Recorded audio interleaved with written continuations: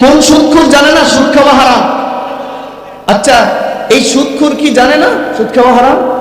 সুদ ছাড়ছে, জীবনেও ছাড়বে না সুদ, আরো বাস। কি বাবা এটা আমারে? আচ্ছা, আমি এটা তোমার দিই, শুকরিয়া, জাযাকাল্লাহ। যাও, মাশাআল্লাহ, যাও, ঠিক আছে, আমার লাগবে না, আমি দিয়ে দিছি তোমারে।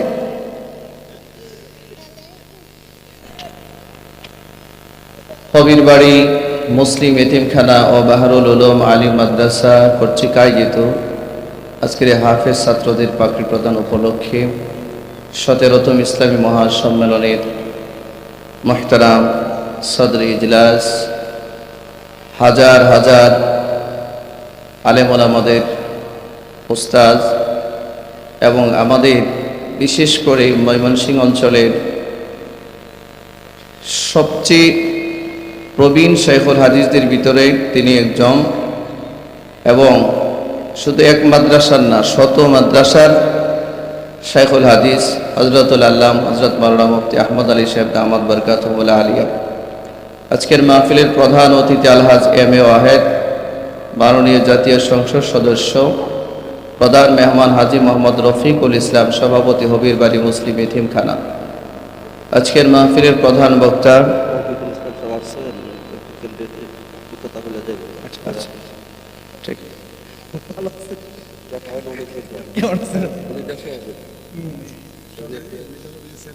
অত্যন্ত মেহেরবানি করে আজকের এই পবিত্র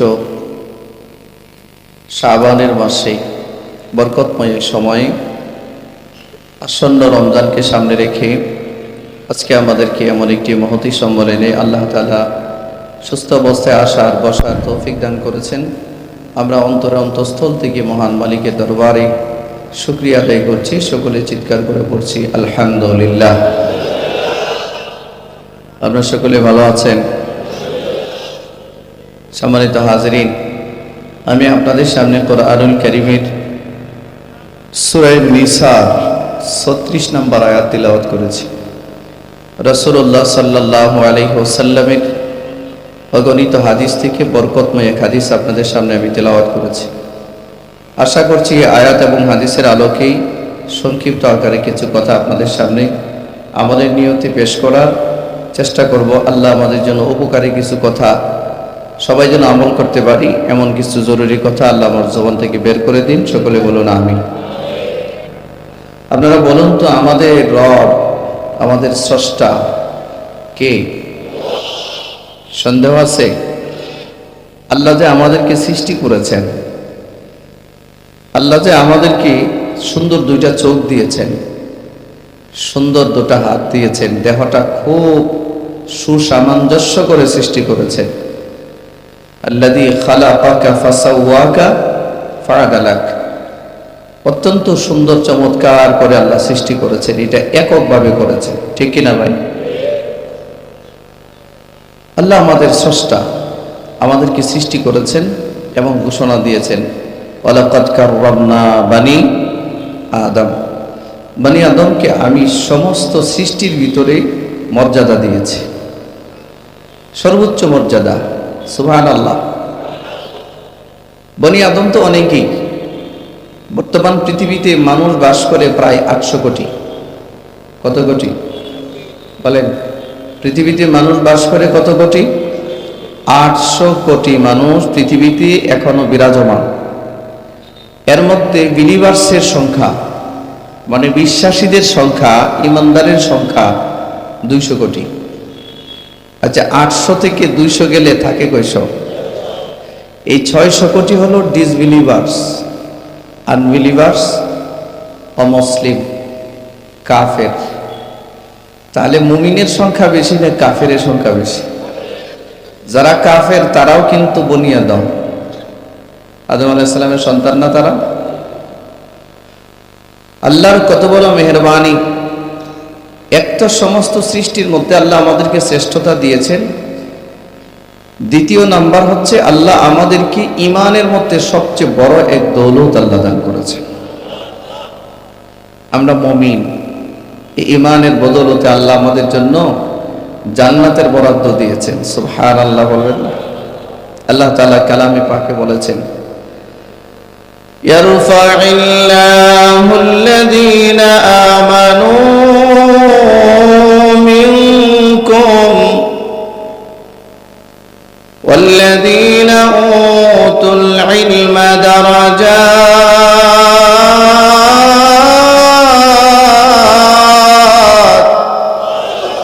আল্লাহ তাআলা বলেন, ইয়ারফা'িল্লাহুল্লাযীনা আমানু মিনকুম, তোমাদের মধ্য থেকে আমি যাদেরকে ঈমান দিয়েছি, ঈমান, আমি আল্লাহ তাদের মর্যাদা বাড়িয়ে দিয়েছি।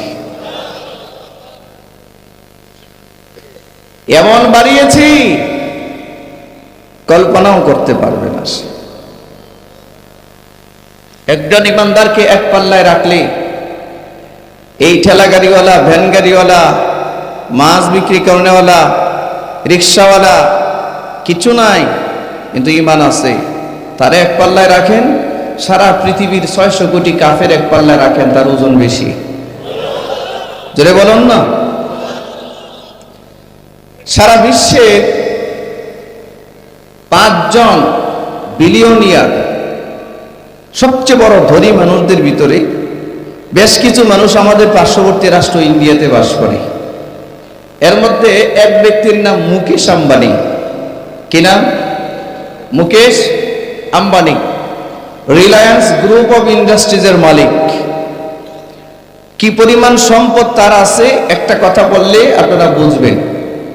গত কয়েক মাস আগে পত্রিকায় রিপোর্ট আসছে বিবিসিতে, মুকেশ আম্বানির স্ত্রী যে পানি পান করে, পানি, এই হাফ লিটার পানির দাম বাংলাদেশি টাকা 60 লক্ষ টাকা।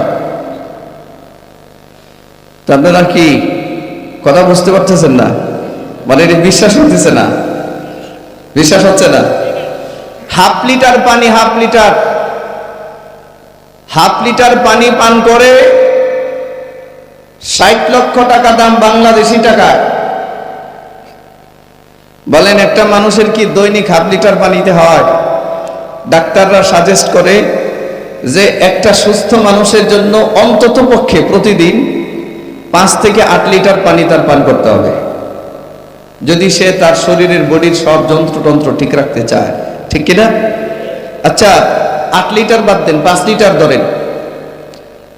হাফ লিটার পানি অর্থাৎ 500 ml পানির দাম যদি হয় 60 লাখ, তাহলে 1 লিটার পানির দাম কত? 1,20,00,000,000। এই আপনাদের বিশ্বাস হইতেছে না?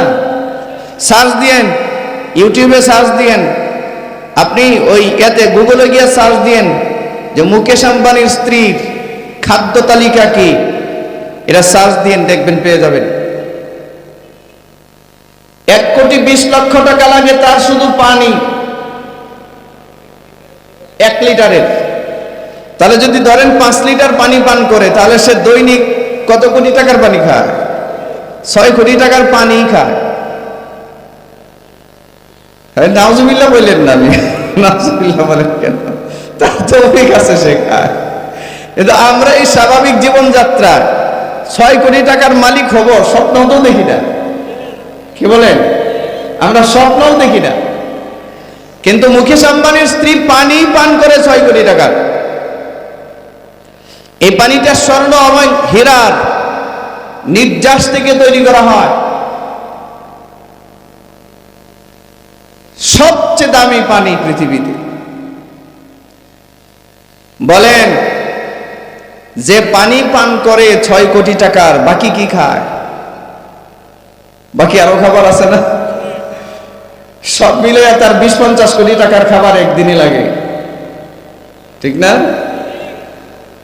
আমরা সারা জীবনেও এই কল্পনা করতে পারি না, আর আমরা এই কল্পনা করিও না। এই অযাচিত কল্পনার আমাদের প্রয়োজনও নাই। ঠিক কিনা জোরে বলেন? আমরা তো জান্নাতি পানি পান করবো ইনশাআল্লাহ। এই হাত উঠায় বলেন ইনশাআল্লাহ। আমরা জান্নাতে পানি পান করবো ইনশাআল্লাহ।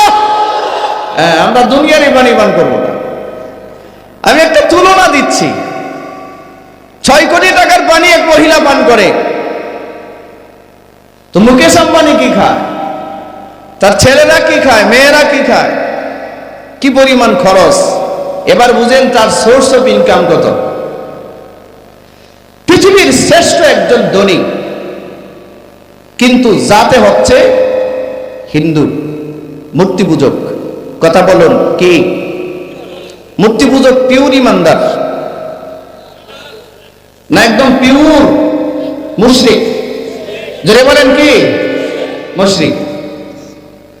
আরেকটা ধনী লোক আছে, নাম হচ্ছে বিল গেটস। নাম শুনেছেন? World wise billionaire. এটা আপনাদের বাংলাদেশের ধনী না, সারা পৃথিবীর ধনী। পৃথিবীর 5 জন ধনীর মধ্যে একজন। প্রতি সেকেন্ডে সেকেন্ডে তার অ্যাকাউন্টে কোটি কোটি ডলার যুক্ত হয়।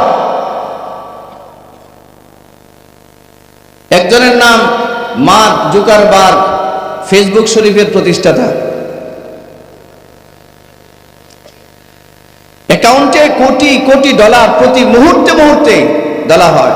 কতজন সদস্য এনে আছে যে আমরা ফেসবুক মুবারক চালাই না? ইচ্ছা করে করে দিচ্ছি টাকা আমরা সবাই, ঠিক না? আরেকজনের নাম টুইটারের মালিক ইলন মাস্ক। কি নাম? নামগুলো শুনে মনে হইতেছে পিওর ইমানদার, একদম অরিজিনাল ইমানদার নাকি?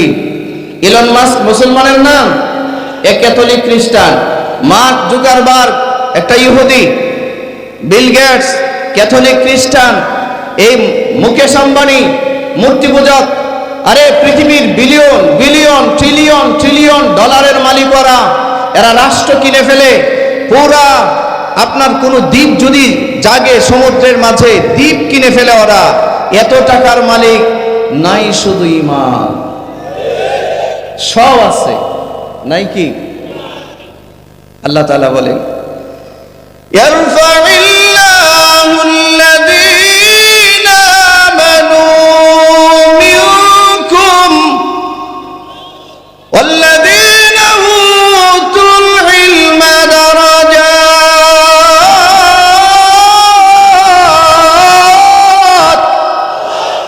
আল্লাহ তাআলা বলেন, আমি আল্লাহ তোমাদের মধ্য থেকে যাদেরকে ঈমান দিয়েছি তাদের মর্যাদা আমি আল্লাহ বাড়িয়েছি। সুবহানাল্লাহ বলেন। এই কথার কত ওজন! এই 5 জন ব্যক্তির নাম তাদেরকে বললাম, মৃত্যুর আগে যদি এদের ঈমান নসিব না হয়, হাসরের ময়দানে মিজানের পাল্লায় যখন আমলনামা ওজন হবে, এই যে আমাদের দেশের রিকশাওয়ালা, ভ্যান গাড়িওয়ালা, ঠেলা গাড়িওয়ালা, শ্রমিক মানুষ কষ্ট করে দিনাতিপাত করে, কিন্তু ঈমানের মতো দৌলত আছে, তারে যখন মিজানের পাল্লায় আমলের ওজন হবে, তার ওজন এদের চেয়ে কোটি কোটি গুণ বেশি বেড়ে যাবে। মিজানের পাল্লায় সব ওজন হবে, যাররা পরিমাণ কোনো জিনিস বাদ যাবে না, কোনো জিনিস বাদ পড়বে না। এমনকি আমরা ওযু করি না, ওযু ভাই কথা বলেন, ওযু করি না? ওযুর পানি ব্যবহার করি না? ওযুর পানিও যদি কোনো ব্যক্তি ফরজ গোসল করার স্বার্থে, সে যখন পবিত্রতার স্বার্থে গোসল করে, গোসলের পানিও যদি অপচয় করে, এটারও শাস্তি আছে। একটা ইলম দেই আপনাদের, আমাদের নামাজি মানুষ আমরা যারা, আমরা এই কাজটাই বেশি করি, অসচেতনতার পরিচয় দিই। মসজিদে ওযু করতেছি আর টেপটা ছেড়ে রেখেছি। যেখানে 1 বদনা পানি দিয়ে ওযু করা যায়, এখানে 5 বদনা পানি অতিরিক্ত নষ্ট হচ্ছে। এটা আমরা করি না? আমরা করি না, মনেও করি না যে এটাতে কোনো জবাবদিহিতা আছে কি না, এটা মনেও করি না। অথচ হাদিসে আসছে, ওযু করতে গিয়ে আপনার যতটুকু প্রয়োজন পানি যা আপনি ব্যবহার করেন, এই পানিটা হাসরের মাঠে মিজানের পাল্লায় ওজন করা হবে। ওজন, এটা ওজন করা হবে। আবার যেই পানিটা অতিরিক্ত ব্যবহার করেন, এইটাও বদির পাল্লায়, গুনাহের পাল্লায় ওজন করা হবে। সম্মানিত হাজরিন, বলেন এক বালতি ওযু করলে কি এক বালতি পানি লাগে? তাহলে আপনারা কি পরিমাণ, আমরা কি পরিমাণ পানি ছাড়ি টেপ দিয়া? আমরা ফুল স্পিডে ছাড়ি, ঠিক না? এই যে ছেড়ে রাখতেছে, পানি পড়তেছে পড়তেছে পড়তেছে, পানি পড়তেছে। যেখানে এক বদনা পানি দিয়ে তার ওযু কমপ্লিট হয়ে যেত, অতিরিক্ত 6 বদনা পানি ফেলে দিয়েছে। তাহলে এক বদনা পানি যাবে আপনি নেকির পাল্লায় ওজন, 6 আর 5 বদনা যাচ্ছে গুনাহের পাল্লায়। লাভ কি? আপনি তো লস প্রজেক্টে আছেন। অনেকে ভাড়া থাকেন, মনে করেন পানির বিল তো দেই, পানির বিল তো দেই, ট্যাপ ছেড়ে রাখ, যত মন চাই তত পানি ব্যবহার না। এটা করবেন না, মেহেরবানি করে এটা করবেন না। পানির অভাবে একটা সময় পৃথিবীতে কোটি কোটি মানুষ মারা যাবে। পানির অভাবে কোটি কোটি মানুষ মারা যাবে, পানির অভাবে। চামানির ভাইরা এদিকে তাকান, এদিকে তাকান। কি হলো আপনারা? এদিকে কি? এদিকে যারা দাঁড়িয়ে আছেন আপনারা মেহেরবানি করে বসে পড়ুন। মাদ্রাসার দায়িত্বে যারা আছেন এই লোকগুলোকে দাঁড়ানো থেকে একটু বসিয়ে দিলে ভালো হয়। ওই ডান পাশে কিন্তু জায়গা আছে, প্যান্ডেলের যথেষ্ট জায়গা আছে, আপনারা একটু বসে পড়ুন। ভাই, আজকের এই আলোচনার শুরু থেকে একটা জিনিস নেই, আমরা ওয়াদা করতে পারবো যে ওযুতে আর পানি অপচয় করবো না ইনশাআল্লাহ। কারা কারা? গোসলে পানি অপচয় করবো না ইনশাআল্লাহ। হ্যাঁ, আত্মান শুনুন, পৃথিবীর ভূতত্ত্ববিদ যারা তারা জরিপ করছে এবং আশঙ্কা পেশ করছে, খুব রিসেন্টলি কয়েকটা বছরের ভিতরে এই যে মাটির নিচের যে পানির লেয়ার, মাটির নিচে যে পানির স্তর, এই স্তরটা এত নিচে নেমে যাবে যে এখান থেকে পাইপ লাগিয়ে, সাবমার্সিবল লাগিয়ে মানুষ পানি উপরে উঠাবে, বিশুদ্ধ পানি সম্ভব হবে না। মানুষ মারা যাবে পানির পিপাসা। আমি কয়েকদিন আগে 14 তারিখে, বিগত 14 তারিখে পিরোজপুর গিয়েছিলাম মাহফিলে। পিরোজপুর অনেকগুলো কবর জিয়ারত করছে আলহামদুলিল্লাহ। বঙ্গবন্ধুর কবর সেখানে টঙ্গিপাড়ায় 2 কিলোমিটার 3 কিলোমিটার পরেই বাংলাদেশের একমাত্র সদর, যাকে সদর শাহ হুজুর হিসেবে সবাই জানে, গহরডাঙ্গা মাদ্রাসার প্রতিষ্ঠাতা মুহতামিম এবং সারা বাংলাদেশের মুরব্বী, সমস্ত ওলামা হযরতের মুরব্বী আল্লামা শামসুল হক ফরিদপুরি রহমাতুল্লাহি আলাইহি, ওনার কবর জিয়ারত করলাম, মাকবারা জিয়ারত করলাম। সামনে গেলাম আল্লামা দেলাওয়ার হোসেন সাইদি সাহেবের কবর রাস্তার পাশে, ওনার কবর জিয়ারত করলাম। যেই অঞ্চলে গেলাম, এই অঞ্চলে পানি দিল, পানি তারা যেই পানি পান করে এতটা লবণাক্ত পানি, এই পানি সাধারণ মানুষ খাওয়ার কোনো সুযোগ নেই, মিনারেল ওয়াটার খাইতে হয়। তো পানির অপচয় করবেন না ভাই, পানির অপচয় করবেন না। পানির অপর নাম কি? অপচয়কারীকে আল্লাহ কখনোই পছন্দ, এই কাজটা কখনোই করবেন না। আজকের আলোচনার একটা সবক, এক নাম্বার একটা সবক, গোসলে হোক ওযুতে হোক পানি যতটুক দরকার ততটুক, এর বাইরে অপচয় করব না ইনশাআল্লাহ। বলেন কারা কারা চেষ্টা করবো ইনশাআল্লাহ? আল্লাহ তৌফিক দান করুন। জানেন, অযথা অনর্থক যেই পরিমাণ পানি নষ্ট হয়, এই ব্যাপারে যদি আল্লাহ হাসরের মাঠে আমাদেরকে জিজ্ঞাসা করে, আমরা জবাব দিতে পারবো না। মুসলমান ভাইরা আমার, এজন্য বলছিলাম আল্লাহ তাআলা পৃথিবীতে আমাদেরকে পাঠিয়েছেন, সমগ্র বনি আদমের মধ্যে আল্লাহ আমাদেরকে মর্যাদা দিয়েছেন, সমগ্র মানব জাতির সমগ্র সৃষ্টিগুলোর মধ্যে ওয়ালাকাদ কাররামনা বনি আদম, বনি আদমকে আল্লাহ আলাদা এক শ্রেষ্ঠত্ব দান করেছেন, মর্যাদা দিয়েছেন। এই বনি আদমের ভিতরে খাস করে আবারও আমাদেরকে মর্যাদা দিয়েছেন, আমাদেরকে আল্লাহ ঈমানি নূর দিয়েছেন। সুবহানাল্লাহ বলেন, চিৎকার করে আলহামদুলিল্লাহ বলেন, জবান খুলে বলেন আলহামদুলিল্লাহ।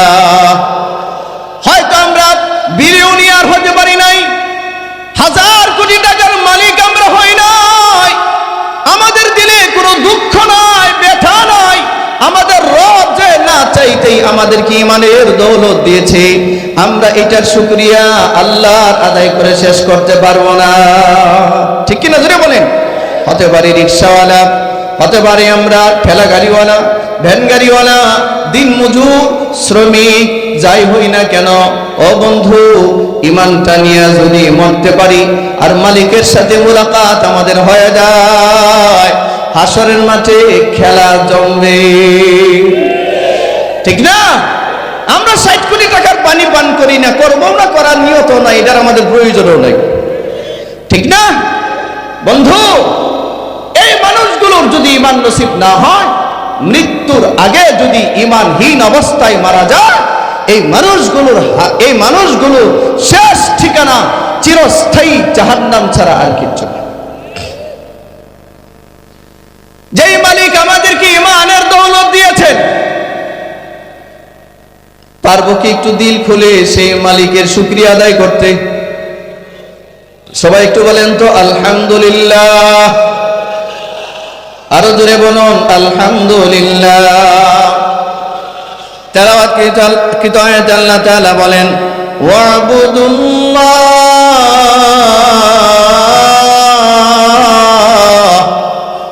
আল্লাহ তাআলা বলেন ইবাদত করো আল্লাহর।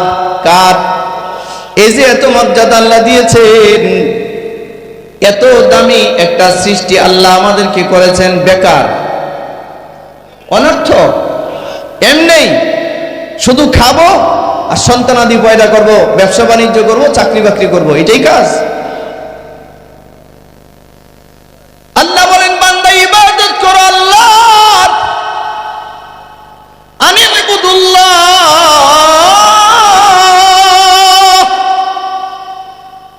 সব জায়গায় আল্লাহ তার ইবাদতের ঘোষণা দিয়েছেন, ইবাদতের ঘোষণা। মানুষগুলো বানাবার পরে ইবাদতের নির্দেশনা দিয়েছেন আল্লাহ নিজে, ঘোষণা দিয়ে বলেছেন মা খালাকতুল জিন্না ওয়াল ইনসা ইল্লা লিয়াবুদুন। আমি জিন আর ইনসানকে সৃষ্টি করেছি কেবল আমার ইবাদতের জন্য। কার ইবাদতের জন্য? জোরে বলেন, কার ইবাদতের জন্য?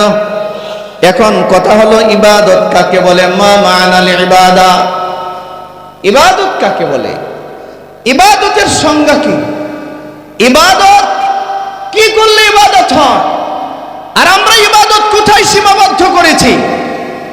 ইবাদত বলতে আমরা কি বুঝি? আমাদের বুঝের মধ্যে অনেক সমস্যা। আমরা মনে করি শুধু নামাজ পড়াই ইবাদত, এর বাইরেও যে কিছু আছে এটা কি ইবাদত মনেই করি না। ঠিক না? নামাজ পড়া অবশ্যই ইবাদত, এটা ফরজ ইবাদত। একটা মুসলমানের কাছে নামাজের মতো এত বড় ইবাদত, মূল্যবান ইবাদত আর হতে পারে? তবে শুধুমাত্রই নামাজের নাম ইবাদত না, অবশ্যই নামাজ ইবাদত, কেবলমাত্র নামাজই ইবাদত না। এই নামাজের বাইরেও কিছু ইবাদত আছে, ঠিক কিনা ধরে বলেন? রোজা রাখা ইবাদত, অবশ্যই রোজা রাখা ইবাদত, কেবলমাত্র রোজা রাখার নামে ইবাদত না। হজ করা ইবাদত, হ্যাঁ অবশ্যই হজ করা ইবাদত এবং ফরজ ইবাদত, তবে কেবলমাত্র শুধুই হজের নাম ইবাদত না, এর বাইরেও কিছু ইবাদত আছে। আছে কিনা? ইবাদতকে সাজাইতে হয়। একটা নামাজি মানুষ নামাজ পড়ে, ইবাদত করে, পাশাপাশি সুদেরও ব্যবসা করে, নাই? ও নামাজ কি ইবাদত মনে করে আর সুদটারে কি মনে করে? বলেন, নামাজ কি ইবাদত মনে করে, সুদকে কি মনে করে? তাহলে নামাজ যদি ইবাদত হয়, সুদের হালত কি? আমাদের সমাজে কি সুদখোর নাই? জোরে কথা বলেন না। আমাদের সমাজে সুদখোর নাই। শুধু নাই এ কথা নয়, সুদখোরে আজকে আমাদের সমাজ ভরপুর হয়ে গেছে। আরে সুদ যে খায় জানেও না যে এটা সুদ, বোঝার চেষ্টাও করে না যে এটা সুদ। এত বড় অজ্ঞতার ভিতরে আমরা পড়ে আছি।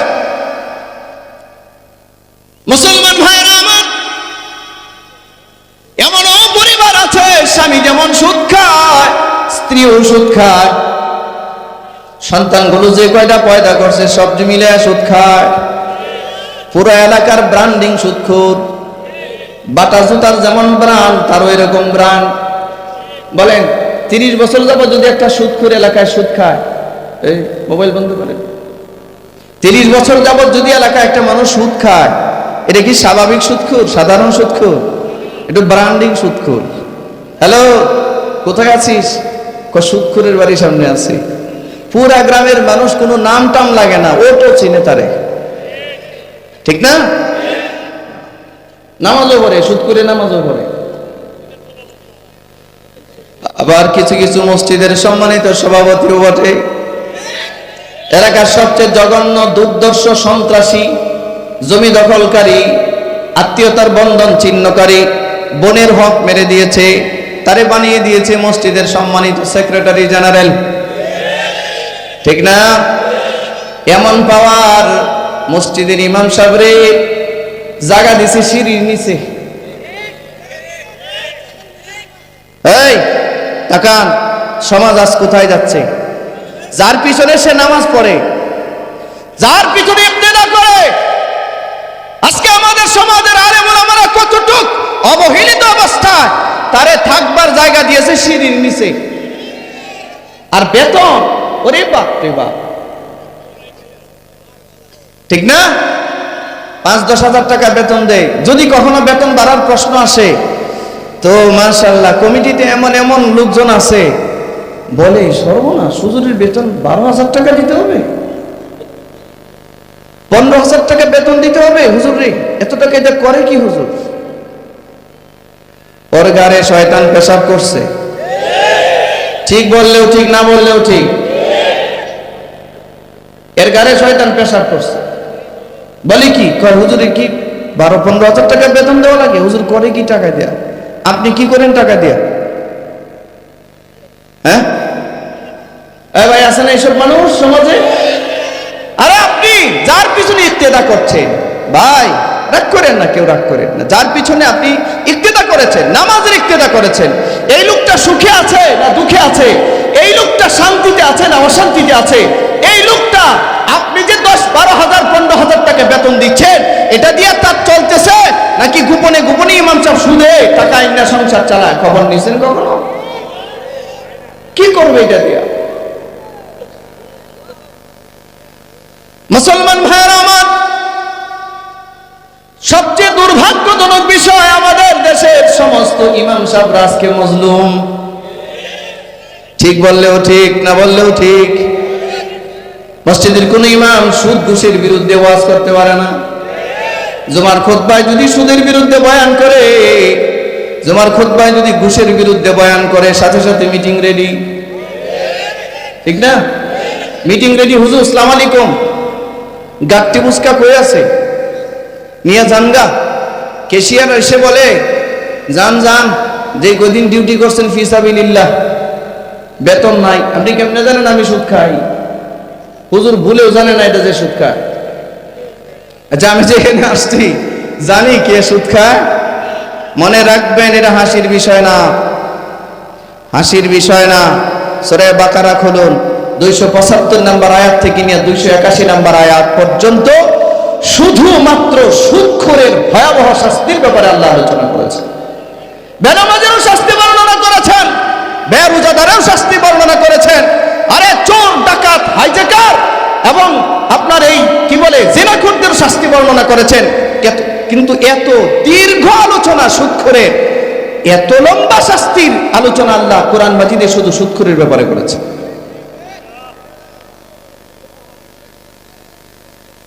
সমানে মানুষ সুদের ভিতরে লিপ্ত, আর আল্লাহ তাআলা বলেন আল্লাযীনা ইয়াকুলুনার রিবা, আল্লাহ বলেন আল্লাযীনা, যারা ইয়াকুলুনা খায়, আর রিবা সুদ। কি ভাই খেয়াল আছে নাকি এদিকে? রিবা কি? রিবা সুদ। ছেলে একটা হয়েছে, মেয়ে একটা হয়েছে, নাম রাখছে রিবা। কোন আলেমকে জিজ্ঞাসাও করে নাই, ও দেখছে কোরআন শরীফের নাম আছে রিবা, রাখছে রিবা। দেখছে খিনজির, ছেলের নাম রাখছে খিনজির। এইটা অজ্ঞতা আছে কিনা আমাদের সমাজে? বলেন আছে কিনা? রিবা শব্দের অর্থ সুদ। মুসলমান ভাইরা আমার, রব্বি কারীম বলেন, যারা সুদ খায় লা ইয়াকুমুন, এরা দাঁড়াবে না, ইল্লা তবে কামা ইয়াকুমুল্লাযী ইয়াতাখাব্বাতুহু শাইতানু মিনাল মাস, কোন মানুষকে যদি শয়তান স্পর্শ করে, জিনে যদি কোন মানুষকে স্পর্শ করে, জিনে ধরা রোগীর যেমন হালত হয়, মাতাল হয়, আপনাদের এই অঞ্চলে কি জিনে টিনে ধরে না মানুষ? ভালুকায় জিনে ধরে না? দেখবেন দুর্বল একটা মানুষ ধাক্কা দিলে পড়ে যায়, জিনে ধরলে 20 জন শক্তিশালী মানুষ মিলে ধরে রাখা যায় না। জিনে ধরা রোগী পাগলামি করে, মাতলামি করে, বাপ ছিঁড়ে না, মা ছিঁড়ে না, স্বামী ছিঁড়ে না, স্ত্রী ছিঁড়ে না, সন্তান ছিঁড়ে না, সে কোথায় জানি খালি চলে যেতে চায়। ছেড়ে দাও, চলে যাব, ঠিক না? কই যে যাবে সে নিজেও? কথা বলেন না কেন ভাই? এইসব রোগী দেখছেন না? আল্লাহ বলেন, একটা জিনে ধরা রোগী যেমন মাতাল আর পাগল, এই সুদখোরকে হাসরের মাঠে পাগল বানিয়ে কবর থেকে উঠানো হবে।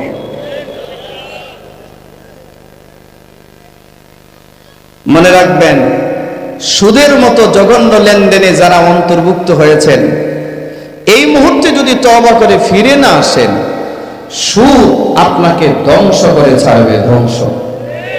ইয়ামহাকুল্লাহু রিবা ওয়া ইউরবিস সাদাকাত, রিবা ধ্বংস করেন আল্লাহ, সুদ এবং সুদখোরকে ধ্বংস করেন আল্লাহ। আল্লাহ বলছেন আমি ধ্বংস করি, আর দান আর সাদকাকে আমি আল্লাহ বাড়াই। যেই আল্লাহ ধ্বংস কাউকে করে দেয়, কে বাঁচাবে আল্লাহর হাত থেকে? তারে বলুন তো, বাঁচানোর কেউ আছে? মুসলমান ভাইরা আমার, এই জন্য বলতেছি, আল্লাহ রাব্বুল আলামিন বলেন, এ সুদখোর, ভয়ানক বার্তা দিয়েছেন আল্লাহ। যারা সুদের মতো ট্রানজাকশন করে, লেনদেন করে, এই মানুষগুলোকে হাসরের মাঠে কবর থেকে উঠানো হবে পাগল বানিয়ে। আমরা এখানে অনেকে আছে সুদের সাথে জড়িত, অনেকেই হয় সুদ দেই, না হয় সুদ নেই, আর না হয় সাক্ষী থাকি, আর না হয় লেখালেখি করি, আর না হয় সুদখুরের সাথে খুব ভালো একটা আন্ডারস্ট্যান্ডিং। এ ভাই, সুদখুর, মদখুর, হারামখুরের সাথে সম্পর্ক রাখেন না। উবাইদুল্লাহ ইবনে জাহাশ রাদিয়াল্লাহু তাআলা আনহুর মতো একজন গুরুত্বপূর্ণ সাহাবী, ইসলামের প্রাথমিক যুগের সাহাবী, নবীর নির্দেশে মক্কা ছেড়ে সেই আবিসিনিয়ায়, ইথিওপিয়ায় হিজরত করে চলে গিয়েছিল হাফসা বিবি, হযরতে উম্মে হাবিবা রাদিয়াল্লাহু তাআলা আনহা সহ। সেখানে গিয়া খ্রিস্টানদের সাথে খুব বেশি উঠা বসা করত, খুব গলায় গলায় সম্পর্ক তার। উঠা বসা করার ফলে খ্রিস্টানরা এই উবাইদুল্লাহ ইবনে জাহাশকে বারবার তার ধর্মের দাওয়াত দিত, আর এরা মদ খাইতো, এগুলো দেখতো পাশে দাঁড়ায়া দাঁড়ায়া। তো একদিন উবাইদুল্লাহ ইবনে জাহাশ হযরত উম্মে হাবিবার কাছে, ভাই মুহাজির একজন সাহাবীর কথা বলতেছি, মক্কার প্রাথমিক জীবনে নবীজি যাদেরকে নির্দেশ দিয়েছিলেন, যাও হিজরত করে যাও, আল্লাহর জন্য যে দেশ ছেড়ে চলে যাও, মুহাজির সাহাবীদের বহু মর্যাদা আল্লাহর কাছে। এমন একজন মুহাজির সাহাবী খ্রিস্টানদের সাথে চলা করার কারণে একটা সময় বাধ্য হয়েছে ইসলাম ছেড়ে দেওয়ার জন্য, বাধ্য হয়েছে। উম্মে হাবিবাকে একদিন গিয়া বলছে, এই আমি যতটুকুন দেখলাম মানুষের সাথে চলাফেরা করে, খ্রিস্টান ধর্মটা আমার কাছে খুব ভালো লাগছে। উনি কিন্তু নবীর সাহাবী, মক্কা থেকে নবীজি নির্দেশ দিয়েছেন হিজরত করে আবিসিনিয়ায় যাও, চলে গেছেন। সেখানে গিয়া মুহাজির একজন সাহাবী বলতেছে, যে নবীর হাতে হাত রেখে কালিমা পড়ে মুসলমান হয়েছে, সে বলতেছে যে খ্রিস্টান ধর্মটা আমার কাছে ভালো লাগে। স্ত্রী হযরত উম্মে হাবিবা বলেন, ইন্না লিল্লাহ, কি বলেন আপনি সব? কি বলেন? নবীর হাতে হাত রেখে আপনি কালিমা পড়েছেন? হ্যাঁ পড়েছি, আমি আজকে গিয়া খ্রিস্টান হব। কথা মতো গিয়ে খ্রিস্টান হয়েছে, মুরতাদ হয়েছে, মুরতাদ খ্রিস্টান হয়ে এই খ্রিস্টানদের মদের আড্ডা খেলাই যাইতো, মদ খেতে খেতে উবাইদুল্লাহ ইবনে জাহাশের মতো একজন সাহাবী বক্তদের সাথে চলতে চলতে, খারাপদের সাথে চলতে চলতে, বেঈমানের সাথে চলতে চলতে ইমান হারা দিশেহারা হয়ে মদ খেয়ে খেয়ে বেঈমান অবস্থায় মারা গেছে। নবীর সাহাবী। আর আপনার আজকে সম্পর্ক গলায় গলায় সুদখোরের সাথে,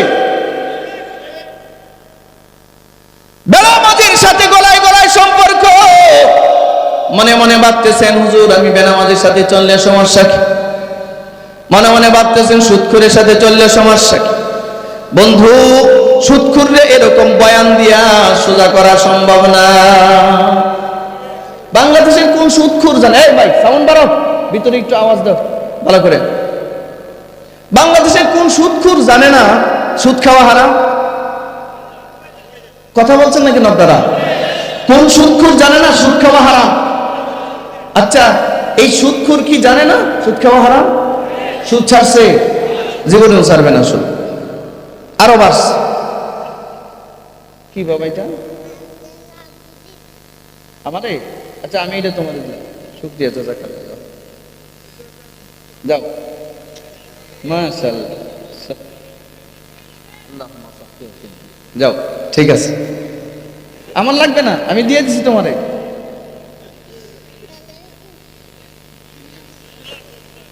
দিয়ে দিছে ওর 100 টাকা আমার হাত দিয়ে দিছে। আমার কাছে মনে হইতেছে এটার মূল্য আমি দিতে পারবো না। আল্লাহ তাকে আল্লাহ দ্বীনের এক অতন্দ্র প্রহরী হিসেবে কবুল করুন, হাফেজ কোরআন হিসেবে, আলিমে বা আমল হিসেবে, যুগ শ্রেষ্ঠ ফকিহ হিসেবে, দাঈ হিসেবে আল্লাহ কবুল করুন। জোরে বলুন আমিন। এটা দিয়ে একটা বার্তা দিয়ে গেল ছেলেটা, আমাদেরকে একটা বার্তা দিছে। বার্তা যদি কেউ বুঝে থাকেন বুঝলেন, না বুঝলে তো কিছু করার নাই। আমার ভাইরা, যে কথা বলতেছিলাম, সুদখোরের সাথে গলায় গলায় আমাদের সম্পর্ক। সুদখোরের মেয়েটারে বিয়ে করাচ্ছে, সুদখোরের ছেলেটার সাথে মেয়ে বিয়ে দিয়ে দিচ্ছে। সুদখোরের সাথে এক সমাজে গলায় গলায় সম্পর্ক না। সুদখোরের সামাজিকভাবে বয়কট করুন, সুদখোরকে সামাজিকভাবে বয়কট করুন। এর সাথে লেনদেন করবেন না, এর বাসায় খাবার খাবেন না, এর বাসায় দাওয়াতে যাবেন না।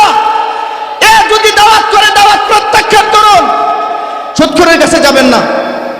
এইভাবে সামাজিকভাবে বয়কট করুন, সোজা হইতে বাধ্য হবে। কিছু জিনিস বয়ানে হয় না, কিছু জিনিস বয়ানে শুধু সোজা। দুর্ভাগ্যজনক বিষয় হলো মসজিদে সুদখোর 20,000 টাকা দিলে সবাই কয় মারহাবা। ঠিক আসতে বলেন কেন? মারহাবা বলে একবারে পিছন থেকে তারে ডেকে এনে সামনের কাতারে বসায়, সামনের কাতারে বসায়া এবার হুজুর সুদখোরের ফজিলত বর্ণনা করে।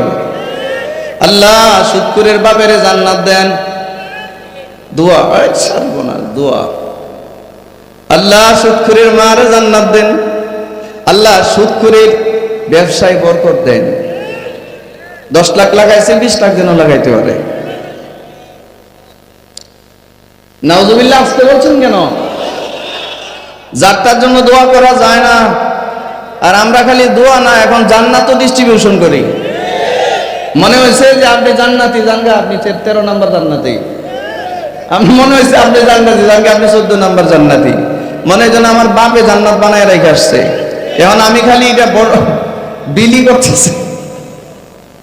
শোনেন, কাউকে জান্নাতি বলার এখতিয়ার পৃথিবীতে একজন মহান ব্যক্তির ছিল, তিনি হচ্ছেন মুহাম্মদুর রাসূলুল্লাহ সাল্লাল্লাহু আলাইহি সাল্লাম। নবীজি ছাড়া পৃথিবীর কোন ব্যক্তির এই এখতিয়ার নাই কাউকে জান্নাতি বলে ঘোষণা দেওয়ার। এটা ধোঁকাবাজি ছাড়া কিচ্ছু না। আরে ভাই, পা চাটা তো এমনি পা চাটা, তো এত পা চাটলে কেমনে হবে? চামড়া তো থাকবে না, ঠিক কিনা জোরে বলুন? চামড়াই তো থাকবে না পরে। এটা লিমিট থাকা দরকার। সুদখোরের জন্য এত কিসের দোয়া? সুদখোরের টাকা মসজিদে কেন নিলেন? কোনদিন কোন মুফাসসিরকে, কোন মুফতিকে জিজ্ঞাসা করেছেন সুদখোরের টাকা দিয়ে মসজিদ নির্মাণ করা যাবে কিনা? জিজ্ঞাসা করেছেন? এ ভাই, মসজিদে কি যাকাতের টাকা দেওয়া যায়? যাকাতের টাকা কি হারাম? হারাম তো না। একটা মানুষের বৈধ টাকা আছে, সে শতকরা 2.5% হিসাব করে জাকাত দিবে। আমাদের দেশে এমনও ব্যবসায়ী আছে, বড় লোক আছে, 5 কোটি টাকা, 10 কোটি টাকা, 20 কোটি টাকা জাকাত আসে, 20 কোটি টাকা তার জাকাত আসে। 1 কোটি করে একটা মসজিদ বানালে ও 20টা মসজিদ বানাই দেবে। আর 1 কোটি টাকা দিয়ে কি ছোট মসজিদ হবে? বহুত বড় মসজিদ হবে, ঠিক কিনা? কিন্তু তার জন্য কি এটা জায়েজ আছে? সুদের খাত তো এটা না। সুদের খাত আল্লাহ কোরআন মাজিদে 8টা খাত আলাদা বর্ণনা করেছে, ঠিক কিনা? ও বন্ধু, সুদখোর, দেখেন একটা মানুষের জায়েজ টাকা থেকে জাকাতের টাকা মসজিদে দেওয়া যায় না, নেওয়া যায় না, অথচ সুদখোরের হারাম টাকা হাসি মুখে নিয়ে নিলেন, নিয়ে 1 গাড়ি ইট কিনে ফেললেন, মসজিদের টাইলস লাগাইলেন, এসি কিনলেন, বিদ্যুৎ বিল দেন সুদখোরের টাকা দিয়া। কোনোদিন জিজ্ঞাসা করলেন না কারো কাছে, কোন মুফতি সাহেবের কাছে, এটার হুকুম কি? আরে আমি এমনও দেখেছি সুদখোরের টাকা দিয়া গুরুস্থানের বাউন্ডারি করছে। কি আজীব ব্যাপার! মুর্দা মানুষগুলো যদি, মৃত মানুষগুলো যদি বলতে পারতো, এই হারাম করে টাকা দিয়ে আমাদের বাউন্ডারি দেওয়ার দরকার নাই, এটা হারাম টাকা, হারাম, হারামের প্রতি একটা ঘৃণা থাকতে হবে, ঠিক কিনা জোরে বলুন? পাপের প্রতি একটা ঘৃণা থাকতে হবে মুমিনদের ভিতরে, আর নেক কাজের প্রতি একটা আগ্রহ থাকতে হবে, তবে একটা আপনি পূর্ণ মুমিন হবে, ঠিক কিনা জোরে বলুন? সুদ সর্বান্তকরণ, এটা হারাম, ঠিক কিনা? এই আলোচনা যখন চলে আসছে, একটা কথা বলে আমি শেষ করে দিচ্ছি। শুনুন, আমরা এটা জানি না রিবা আসলে কাকে বলে, সুদ কাকে বলে আমরা জানি না। একটু হাতটা উঠান তো, ডান হাতটা উঠান, সবাই উঠান, ডান হাতটা উঠান, এই 2টা আঙ্গুল ধরেন, ধরে বলেন সুদ 2 প্রকার, রিবা। রিবা সুদের আরবি কি বলেন? সুদের আরবি কি? রিবা। রিবা 2 প্রকার। কত প্রকার জোরে বলুন? রিবা 2 প্রকার। 1 নাম্বার বলেন, ভালো আছেন? 1 নাম্বার বলেন, 1 নাম্বার রিবায়ে ফাদাল। সবাই বলেন রিবায়ে ফাদাল। রিবায়ে ফাদাল, এটা সম্পর্ক ব্যবসার সাথে। এটা সম্পর্ক কিসের সাথে? 2 নাম্বার রিবা আন-নাসিয়া। রিবা আন-নাসিয়া, রিবা আন-নাসিয়া, এটার সম্পর্ক টাকার সাথে, কারেন্সির সাথে, ডলারের সাথে, পাউন্ডের সাথে। মনে থাকবে? মনে থাকবে? হাত নামান, হাত নামান। এই সুদের কথাটা যখন চলে আসছে, সংক্ষিপ্ত একটা উদাহরণ দিয়ে আমি শেষ করছি। সুদ কয় প্রকার? জোরে বলেন, কয় প্রকার? 1 নম্বর রিবায়ে ফাদল, এটা সম্পর্ক ব্যবসার সাথে। আমাদের দেশের ব্যবসায়ীরা জানেও না যে সুদের মধ্যে মাঝে মধ্যে ব্যবসার মধ্যে সুদ হতে পারে। একটা তাফসীরের মধ্যে রিবার ব্যাখ্যার মধ্যে, রিবায়ে ফাদলের ব্যাখ্যায় 17টা ব্যাখ্যা উল্লেখ করা হয়েছে। আমি একটার কথা বলতেছি। 1, মানুষের নিত্য পণ্যগুলো, মানুষের নিত্য প্রয়োজনীয় জিনিসগুলো, দৈনন্দিন ব্যবহৃত যত জিনিস আমরা ব্যবহার করি। আচ্ছা, আমাদের দৈনন্দিন ব্যবহারের মধ্যে চাল, ডাল, তেল, পেঁয়াজ, আদা, রসুন, এগুলো ডেলি লাগে না? এগুলো ছাড়া আমাদের চলে? এগুলো ছাড়া এই 20 কোটি মানুষের একটা চুলাও নাই যে পেঁয়াজ ছাড়া চুলা চলে, ঠিক কিনা? চলে না। মানুষের দৈনন্দিন প্রয়োজনীয় যতগুলো খাদ্য আছে, এই খাদ্যগুলোকে কোনো ব্যবসায়ী যদি গুদামজাত করে, খুব খেয়াল করুন, এই খাদ্যগুলো যদি ব্যবসায়ী গুদামজাত করে 40 দিনের অতিরিক্ত পর্যন্ত গুদামের মধ্যে আটকে রেখে মার্কেটে একটা কৃত্রিম সংকট তৈরি করে 10 টাকার জিনিস যেই ব্যবসায়ী 200 টাকা বিক্রি করে, এ কোনো ব্যবসায়ী নয়, এ হচ্ছে সুদখোর। এ হলো সুদখোর। এই গত কয়েক মাস আগে 30 টাকার কেজি পেঁয়াজ এই দেশে 300 টাকা কেজি বিক্রি করেছে। ওরা নিজেদেরকে ব্যবসায়ী বলে দাবি করে, এরা ব্যবসায়ী নয়, এরা 1 নম্বর সুদখোর। এটাকে বলে রিবায়ে ফাদল। এটাকে কি বলে? মানুষের নিত্য পণ্যগুলো কখনোই মার্কেটে কৃত্রিম সংকট তৈরি করে ইচ্ছামতো মূল্য বৃদ্ধি করতে পারবেন না, সর্বাঙ্গীন রূপে এটা হারাম। এটা রিবায়ে ফাদল। এটাকে বলে রিবায়ে। ভাই কয়েক বছর আগে হঠাৎ করে দেখলেন না 25 টাকা কেজি, 30 টাকা কেজি আপনার লবণ, 150 টাকা কেজি হয়েছে না? আচ্ছা, ঘটনা কি এই দেশের মানুষ কি খালি লবণ খায়, খালি পেঁয়াজ খায়? তাহলে এই হালত কেন? এই হালত হচ্ছে এটার জন্য একটা সিন্ডিকেট আছে। কথা বলেন, কথা বলেন, কথা বলেন। আর দ্বিতীয় কারণ হচ্ছে আমরা পাগল। এই দেশের মানুষ মূলত আমরা পাগল। কেন পাগল? হঠাৎ করে কেউ একটা গুজব উঠাইয়া দিল, ওই মার্কেটে তো লবণ নাই। আপনি চিন্তা করলেন আমি আমার আখের গুছাই, বাকি সব মরে যা। হ্যাঁ, আপনি 20 কেজি গিয়ে নিয়ে আসলেন, কেন? আপনি এমন পাগল কেন? লবণ খাইলে সবাই খাবে, না খাইলে আমিও খাবো না। পেঁয়াজ একসাথে আবার 1 মণ আনতে হবে কোনো বাসা, টাকা আছে বিদায় বাহাদুরি বেশি করে, এটা জায়েজ নাই, এটা জায়েজ নাই। সম্মানিত হাজরিন, খেয়াল করুন, হঠাৎ করে পেঁয়াজের দাম হয়ে গেল 30 কেজি থেকে 30 টাকা থেকে 300 টাকা। ঢাকা শহরে 280-300 টাকা কেজি পেঁয়াজ বিক্রি হয় নাই? আচ্ছা বলেন, 30 টাকার পেঁয়াজ যারা 300 টাকা বিক্রি করলো, তাহলে 2 সপ্তাহে কি কত হাজার কোটি টাকা মার্কেট থেকে ডাকাতি করলো? হাজার হাজার। মাশাআল্লাহ, টাকাগুলো নিয়ে তিনি হজের নিবন্ধন করে ফেলছেন, ঠিক না?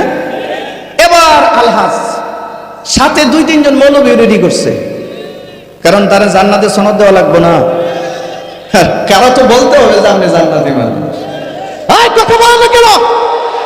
এবার 2-4টা মৌলবীকে সাথে নিয়ে যা, মিয়া যাত্রার টাকায় হজ করা যায় না, যার যাত্রার বাড়ির মধ্যে গিয়া দাওয়াত খাওয়া যায় না, দাওয়াত খাওয়া যায় না। কি উল্টা জগৎ চলছে! বাবা মারা গেছে, মা মারা গেছে, ভাই রাগ করতেছেন? রাগ করতেছেন?